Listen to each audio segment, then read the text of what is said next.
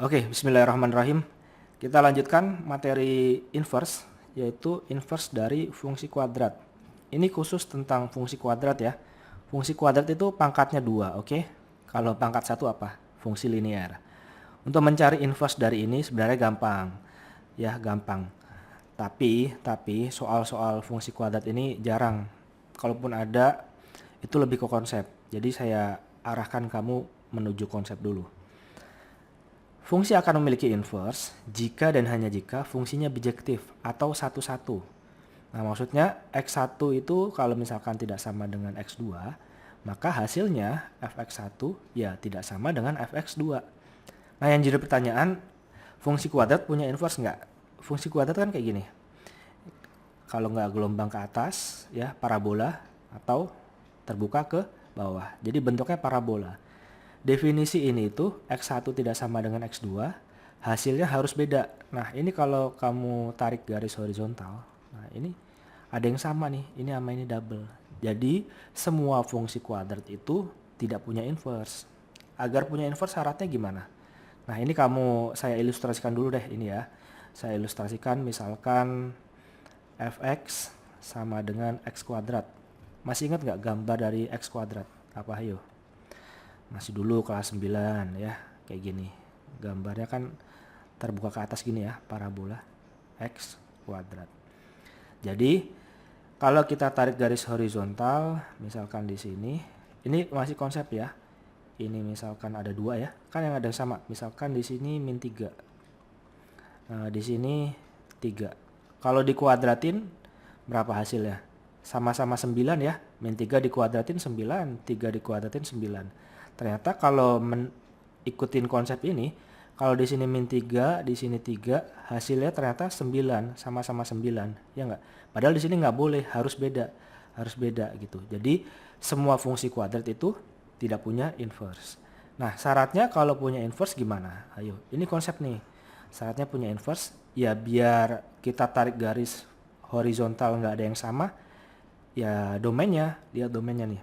Kalau misalkan di sini fx sama dengan x kuadrat, kalau domainnya x-nya lebih dari 0, nah x-nya lebih dari 0 kan ini, mulai dari 1, 0, 1, 2, 3 dan seterusnya ya. Gambarnya berarti kayak gini.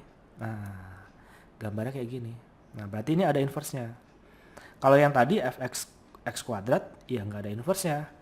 Karena dia ditarik horizontal ada yang sama. Cuman kalau misalkan x-nya kurang dari 0, ada inverse-nya nggak? Ada. Kalau kurang dari 0 berarti gambarnya gini ya. Nah, kayak gini doang. Kayak gini aja.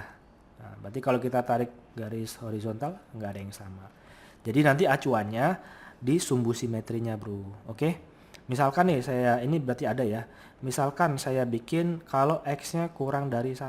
Nah, x-nya kurang dari 1 mana? Ini 3, ini 2, ini 1 ya. Nah, kurang dari 1 berarti gambarnya kayak gini ya. Nah, kalau di sini kalau kita tarik garis horizontal, ini masih ada yang sama. Berarti ini nggak ada inverse-nya. Ini ada, ini ada. Oke, paham ya? Mudah-mudahan paham. Kalau nggak paham, tanya gurunya.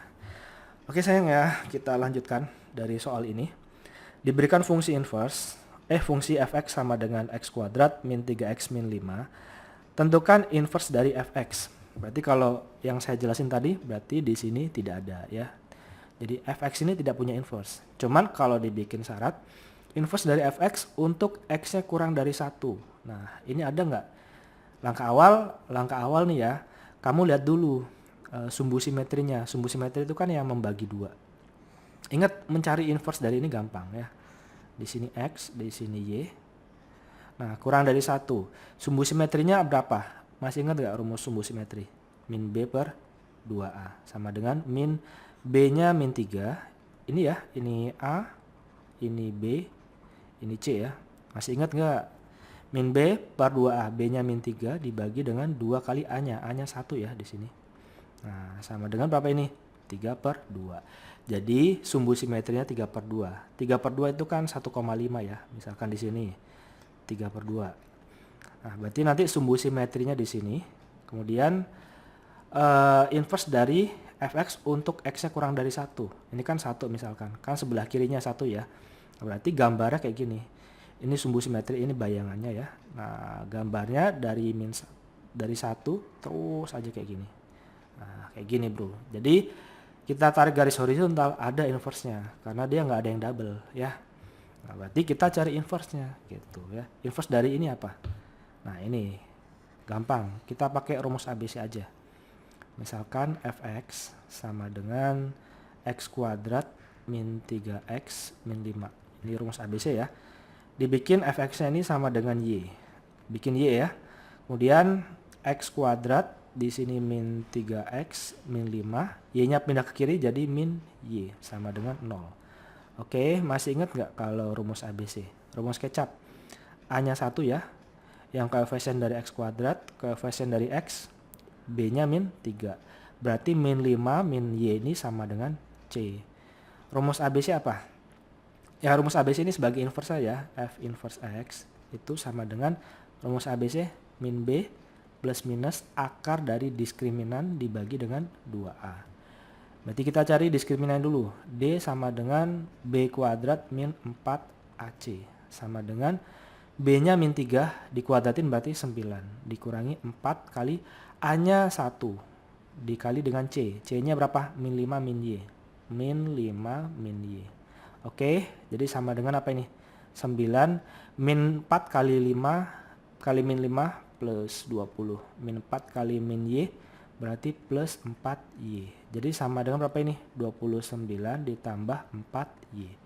Berarti di sini inverse-nya min B. B-nya min 3. Berarti nanti hasilnya positif ya. Min 3 plus minus akar dari diskriminannya berapa? 29 plus 4Y. 29 plus 4Y.